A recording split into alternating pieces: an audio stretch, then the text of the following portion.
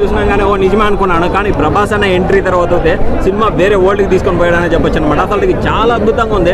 Prabhas scenes అవుతాయి, ఒక్కొక్క scenes ఒక్కొక్క మిజైల్ అనే చెప్పొచ్చు అనమాట. ప్రభాస్ అన్నది ఒక డైలాగ్ ఉంటుంది, ఎంతమంది పెద్దలు ఉన్నా వాళ్ళందరికీ పెద్ద నేనే అని. అతడికి ఆ డైలాగ్ అయితే వేరే లెవెల్ అనే చెప్పొచ్చు. అతడికి మంచు విష్ణు అన్న performance last half an hour అయితే ఏడ్పించాడనే చెప్పొచ్చు అనమాట.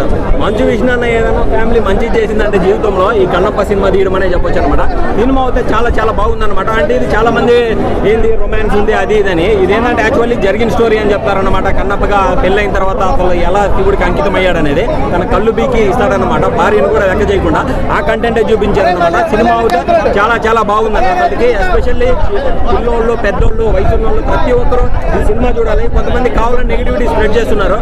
ఎగ్జాంపుల్ చెప్తాను, అన్నమయ్య రిలీజ్ అయినప్పుడు కానీ నాగార్జున గారి సినిమా ఫస్ట్ రోజు అలానే నెగిటివ్గా పోయింది, కానీ సినిమా ఎలా దూసుకెళ్ళిందో ఈ సినిమా కానీ అలాగనే దూసుకెళ్తుందని నేను ఖచ్చితంగా హామీ చెప్తా ఉన్నాను. ప్రభాస్ అన్న చేయబడుతుంది ఏదైనా కానీ రాయి కూడా వజ్రం అవుతుంది అంటారు అనమాట.